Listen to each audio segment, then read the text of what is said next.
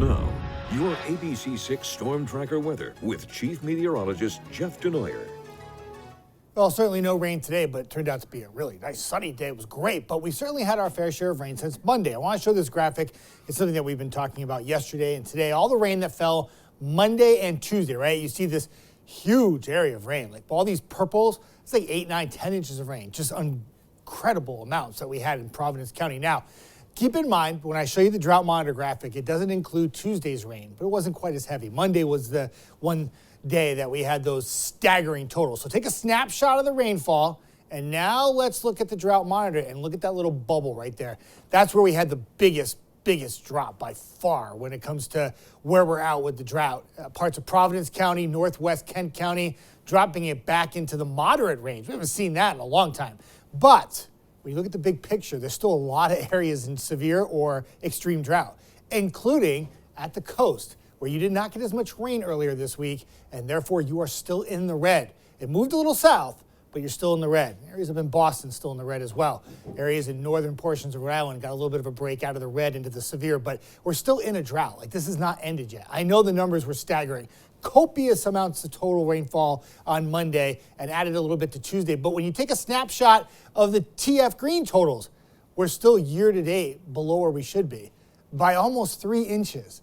Give you a basic idea of how much of a drought we were in. I said many times, we're not going to just do this and fix the problem. It's going to take a total upheaval of the pattern to get rainfall on a more consistent basis. But it was a good start. Skycam, sunshine, yes, got that nice day. Temperatures today in the 70s. Some areas even mid to upper 70s at one point. It turned out to be a great day, low humidity. Once the clouds moved out in the morning, low pressure is off the coast, and it's kind of just clinging some clouds to like Cape Cod and the islands, and the rainfall was well south and east, but the rest of us were able to pop sunshine. It turned out to be a really great day, and now a really nice night too. Just watch out for a little patchy fog that develops overnight. Otherwise, it's clear skies. Temperatures in the 50s, very comfortable. Open up the windows, let it rip, and then fog tomorrow morning burns off. Afternoon sunshine, probably a few degrees warmer than it was today. Some 70s to near 80 degrees, and turns out to be a fabulous Friday. Gorgeous, not just in Rhode Island, but for southeastern Mass. Early fog gives way to afternoon sunshine. Temperatures mainly 70s, but for a few locations like Taunton and Attleboro or North Attleboro, you may show off and nudge 80. And if you don't hit 80 tomorrow, you'll likely do it on Saturday. Now I'm going to do a weird transition here to the tropics. And you say, what are you doing, you freak?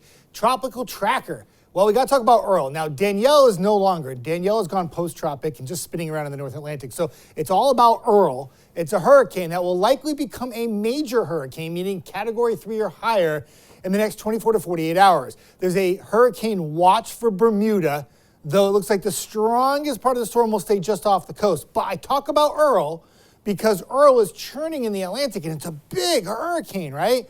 Well, it throws some swells back to the East Coast. So with beach weather, I mean, the forecast for the beach for Friday, Saturday, and Sunday couldn't be any better. Be careful. No lifeguards, and there'll be moderate rip currents all weekend long because of Earl's passage to our east. Keep that in mind. Futurecast. A little fog tries to develop by morning. There it is. And then by the afternoon, poof, gone. Temperature 70s, looking good. Friday, let's get to Friday first. Looks good in the morning. Could be a little fog again, but I think most areas will be waking up to sunshine and finishing sunshine as we go into Saturday. And the temperatures for Saturday get back up into the 80s and looking good. Sunday looks good. A few clouds Monday. Tracking some rain for Tuesday, Wednesday before sun returns on Thursday. High temperatures around 80 degrees. John. Thank you, Jeff. Still to come on ABC.